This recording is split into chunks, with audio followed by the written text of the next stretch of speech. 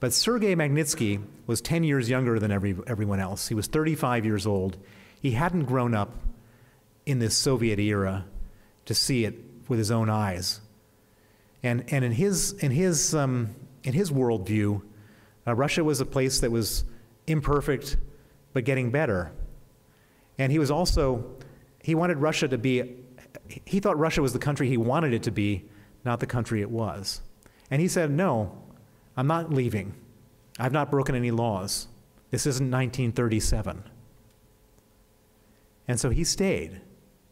He stayed, and then he did something incredibly brave, which was he testified against the police officers who were involved in the raid. He testified against them in October of 2008. And in November 2008, late November 2008, the 24th of November, the same police officers he testified against came to his home at 8 in the morning in front of his wife and 2 children, arrested him, put him in pretrial detention, and in pretrial detention, he was then tortured to get him to withdraw his testimony. They put him in cells with 14 inmates and 8 beds and left the lights on 24 hours a day to impose sleep deprivation.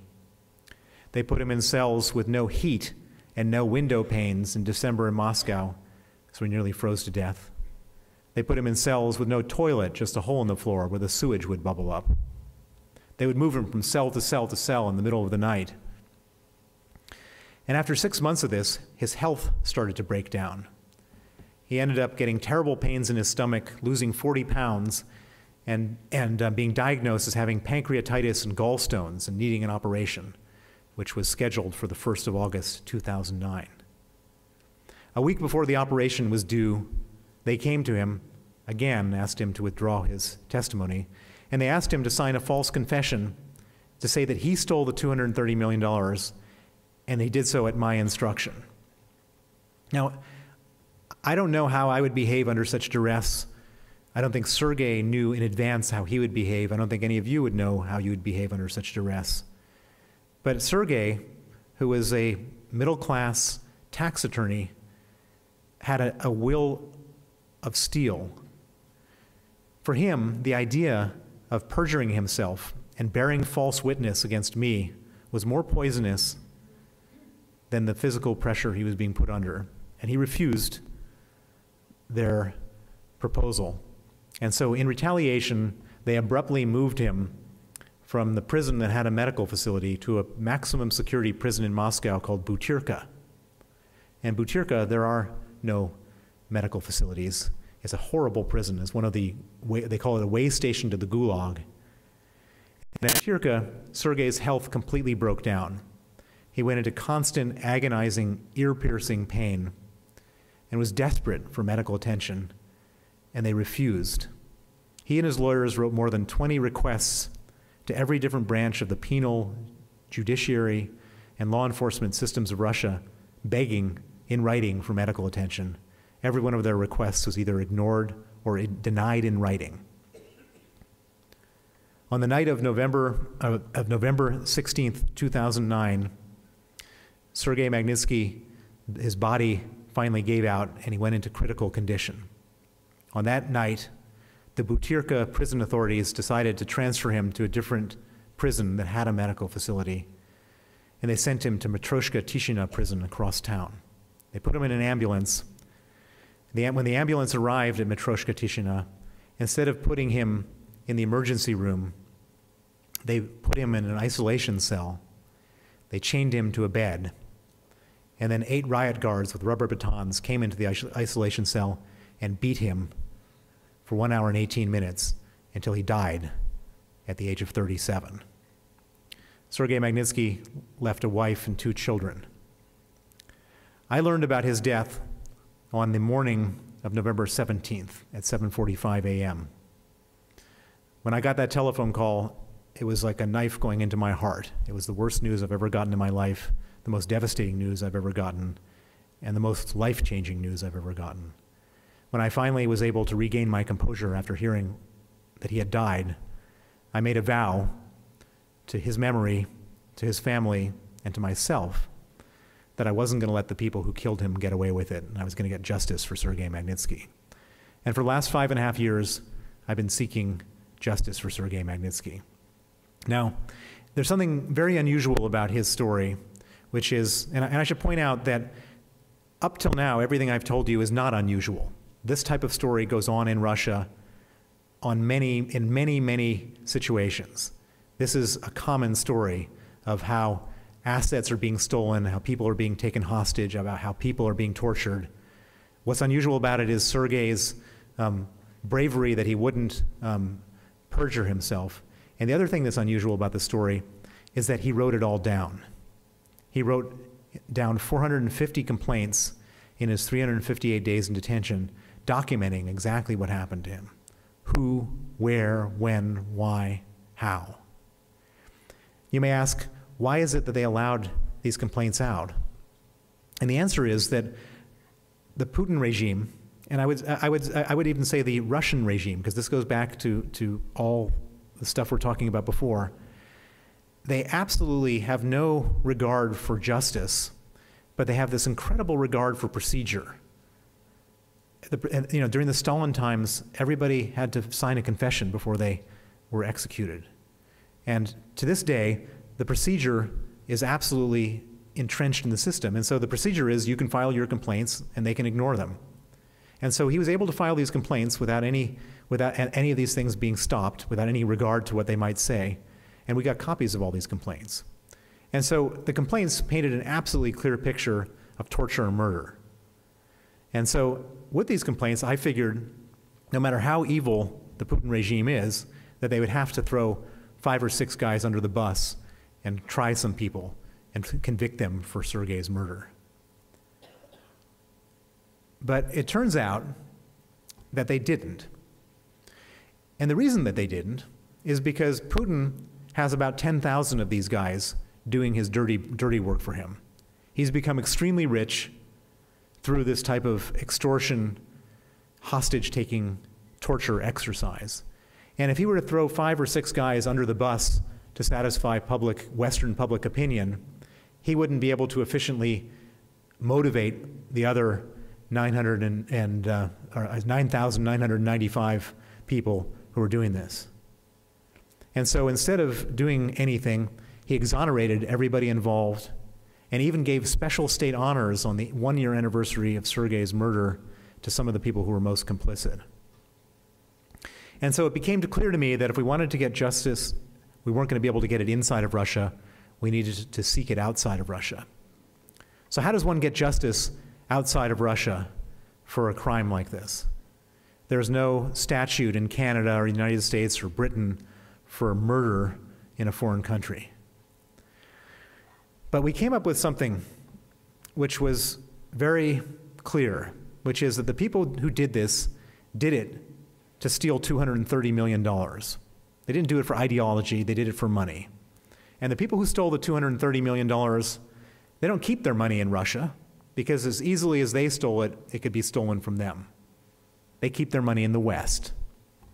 They like to travel to the West. They like to send their kids to school in the West. They like to go on vacation to the West. And so I came up with an idea, which was, let's try to cut off their travel and freeze their assets in the West. And so in 2010, I started to travel the world to find allies in the West who could help me come up with something to stop these people from traveling to the West. And one of those allies is Erwin Kotler, who's sitting right here. I met him in the summer of 2010 in London on a trip to London. He became my friend, my ally, and my partner in Canada. And I met various other people, including Senator John McCain, who is a conservative Republican, and Senator Benjamin Cardin, who's a liberal Democrat in Washington. And this is actually the one thing in Washington, in a highly partisan world, that everyone could agree on, that Russian torturers and murderers shouldn't be allowed to come into America. And so the first big breakthrough we had was in October of 2010. Senators McCain and Cardin introduced the Justice for Sergei Magnitsky Act in the US Senate. And this imposed visa sanctions, asset freezes, and named names on the Federal Register of people involved or would name names of people involved in the torture and murder of Sergei Magnitsky or the crimes that he uncovered. They launched it as a proposed law, and the moment after they launched it, they were inundated with Russian human rights activists and Russian opposition leaders who told them, "You've hit the Achilles heel of the Putin regime. This is what they care about more than anything." And one of those opposition leaders was Boris Nemtsov. Boris Nemtsov became, and without me even talking to him, became my most high-profile Russian ally in this fight for sanctions. And he visited Washington, he visited Canada 3 years ago, he visited the European Parliament, he wrote chapters and books on this subject, he demonstrated in front of the Kremlin on this subject. The senators, after hearing Nemtsov's appeal and various appeals from other human rights activists, realized that they had stumbled onto something much bigger than one case. And all of these people asked whether the U.S. Senate could add the other human rights abusers, not just Sergei's killers, to the law. And so after some consideration, Senators McCain and Cardin broadened the Sergei Magnitsky Act by adding 65 words to the act to include all gross human rights abusers in Russia. And at that point, the whole thing started to snowball. We ended up getting more and more co-sponsors every day. There is no Russian torture and murder lobby in Washington to oppose it. But there was one group of people who were standing right in our way, which was the administration of President Barack Obama. President Obama had come up with a strategy or a foreign policy called the reset policy towards Russia when he first came into his presidency. And he wanted to do nothing to upset Vladimir Putin. And so my main adversary in launching the Magnitsky Act was President Obama, Secretary of State Hillary Clinton, and then subsequently Secretary of State John Kerry. They did everything in their power to stop us. But the beautiful thing about the American Constitution is that Congress has its own power. There's separation of powers between the legislative and executive branches. And in November of 2012, the Senate went to vote, and they voted 92-4 in favor of the Magnitsky Act. And the House of Representatives voted 89% in favor. And whatever reservations Obama had on December 14th, he signed the Sergei Magnitsky Act into law and made it a federal law. And there are now 34 people on the Magnitsky list whose names appear next to Al-Qaeda and ISIS terrorists who were involved in the torture and murder and crimes against Sergei Magnitsky.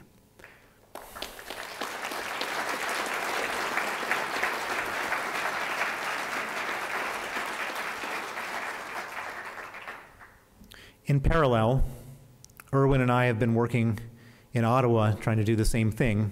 It happened a little bit slower, but I'm proud to say that on Wednesday of this week, I was there in Ottawa, sitting in the balcony of the House of Commons, when Erwin introduced the Magnitsky resolution to the Canadian Parliament.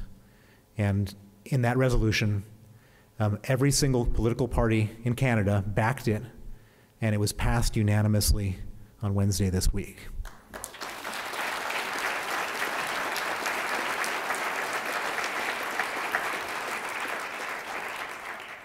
We still have work to do in Canada because it's not a law, it's a resolution calling on the government to impose it as a law.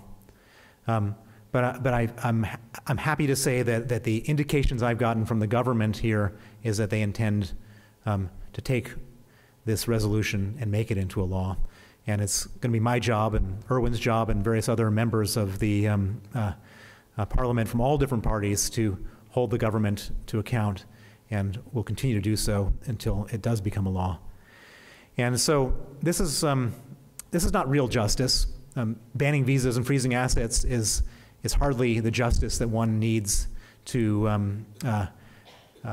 counteract and go against the torture or murder of an innocent man. But it's a hell of a lot better than total impunity, which was what we had before. And we need this law, not just for Sergei Magnitsky, but because at the moment, there are sanctions in place for what Russia has done extraterritorially, for what they've done in Ukraine. But there are no sanctions, or there's hardly any sanctions in place for what they're doing to repress everybody in Russia.